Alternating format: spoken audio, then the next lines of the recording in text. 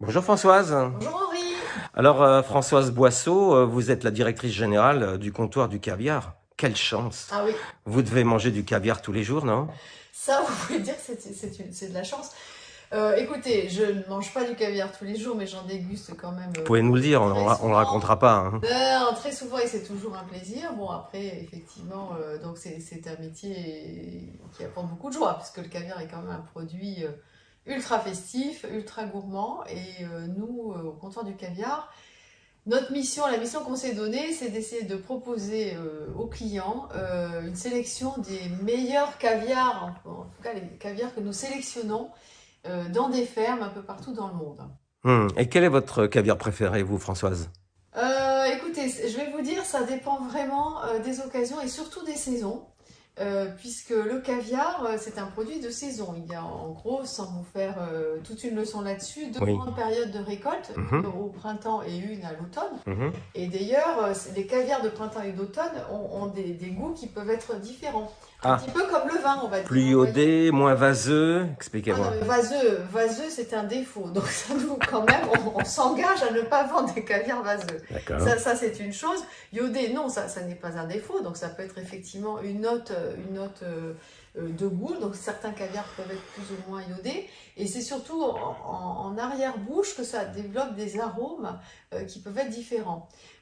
Par exemple, moi j'adore personnellement, au printemps, nous commercialisons un caviar que nous sélectionnons dans une ferme d'Aquitaine. Donc c'est un caviar ultra frais, qui est une vraie gourmandise, c'est extra, qui développe en fin de bouche des notes de noix fraîches, de noisettes, c'est d'une fraîcheur et d'une gourmandise inouïe. On sent le vécu, là, Ah oui, hein? mais ça, alors là, voilà, par exemple, à cette saison-là, c'est clairement mon caviar préféré. Donc un très joli caviar d'Aquitaine. Là, on va rentrer dans la saison d'automne. Donc j'espère que là, on va recevoir par exemple les arrivages d'ossiètres Mhm. qui sont récoltés à l'automne à Qu'est-ce partir qu'il a de de... différent, l'ossiètre, hein? Alors l'ossiètre, on dit le roi des caviars. C'est pas le beluga, le roi du caviar?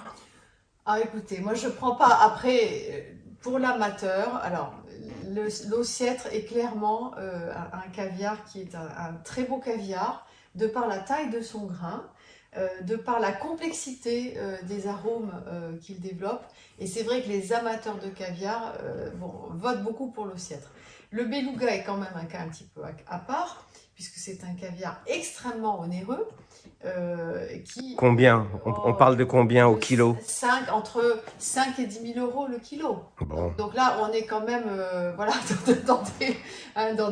alors qu'un ossiètre va être vendu aux clients entre 2 000 et 4 000 € du kilo. Bon, voilà, enfin, c'est vraiment, il y a une différence qui est D'accord. très significative. Et le prix du beluga s'explique par la durée de l'élevage avant de récolter les œufs. Les belugas sont de très gros poissons et les œufs ne sont récoltés qu'au bout d'une vingtaine d'années minimum. Voilà, Quel boulot? d'où la Hum. cherté, bien sûr, du produit, de par sa rareté. Voilà, donc c'est vrai que le beluga peut être exceptionnel, mais ça demeure néanmoins un produit un petit peu plus niche. Alors, vous en écoulez combien de tonnes? On parle de Oula, tonnes? des tonnes. Oui, alors nous on vend effectivement à la fin ça devient de la tonne, mais nous sommes au comptoir, un acteur très artisanal sur le marché du caviar. Nous sélectionnons nos produits, et ça j'y tiens, en direct dans les fermes. Donc nous ne passons pas par des intermédiaires. C'est une façon pour nous vraiment d'être sûr de la qualité, enfin en tout cas de Mhm. la monitorer, d'avoir des cahiers des charges qui sont précis. Nous sélectionnons, ça c'est un point crucial pour nous, des fermes qui maîtrisent l'intégralité de la chaîne, D'accord. c'est-à-dire qu'ils font eux-mêmes leurs bébés, donc ils font de la reproduction à l'abattage. Donc, c'est sourcé, vos produits. C'est sourcé, voilà, donc ça veut dire que le caviar ou les surgeons, on sait il est né et abattu dans cet endroit. Donc, et nous recevons souvent d'ailleurs, quasiment maintenant nos fournisseurs, les fermes fournissent quasiment les numéros du poisson. C'est-à-dire, là, vous voyez, Ah, carrément. vous m'achetez, imaginons, cette boîte-là. Moi, derrière, en traçabilité, je peux vous dire sur quasiment l'intégralité des fermes aujourd'hui que c'est le poisson XY qui est né à tel endroit, tous aussi. Je crois que je vais plutôt acheter la plus grosse, là. Donc ça, oui, ben, ça faites-vous plaisir. Ça, ce sont des très jolies boîtes. Hein. Ça, c'est vraiment ultra. Combien de grammes, là, Ça, on est Françoise? sur du 500 grammes. D'accord. Donc Et ça, dites-moi, le comptoir du caviar, c'est bien une maison française, hein? absolument. Ah oui, Alors, oui, c'est dans le groupe... absolument. Nous appartenons à la famille Gardinier. Donc c'est un petit groupe familial. Donc, ce sont 3 frères. Qui sont très très impliqués dans la gastronomie puisqu'ils sont propriétaires de maisons ultra prestigieuses comme Taïwan, donc le restaurant mythique, les caves de Taïwan, une des plus belles caves du monde, également les Crayères à Reims, le Relais Château, un très beau château, un vrai château, et la brasserie de Rouen à Paris. Donc le comptoir du caviar se positionne dans cet ensemble. Le comptoir du caviar, c'est aussi une boutique restaurant boulevard Malesherbes. Oui, absolument. Est-ce qu'on y trouve tout, toutes les gammes? Vous y trouvez toutes nos gammes de caviar. Nous, en fait... Mais pas que. Mais pas que.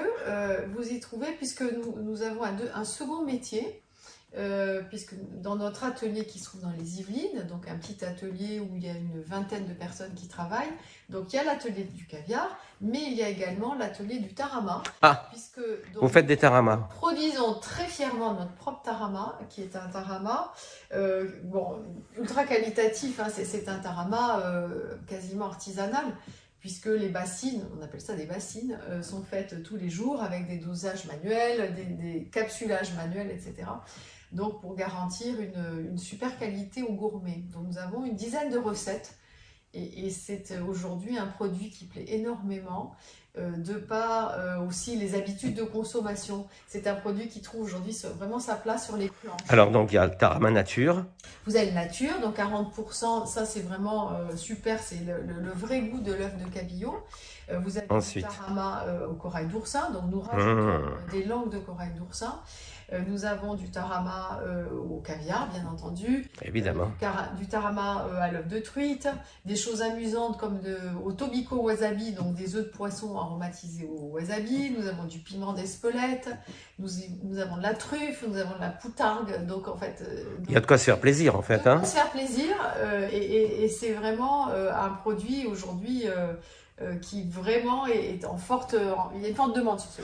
Et est-ce qu'avec tous vos produits, vous fournissez des petits conseils recettes de dégustation, de conservation? Oui. Ben, la première vitrine de cela, c'est la boutique, bien sûr, puisqu'il y a un petit comptoir où vous pouvez déguster les produits avec des idées. Et puis, si vous allez sur notre site internet, vous avez également des idées recettes. L'idée étant, aujourd'hui, nous, ce qu'on souhaite faire au comptoir, c'est de faciliter l'accès à des produits très nobles en les rendant accessibles de par l'usage, la façon de consommer. Donc souvent, en fait, on ne consomme pas de caviar. Le premier frein, c'est pas le prix, c'est surtout qu'on ne sait pas du tout en fait comment ça se mange.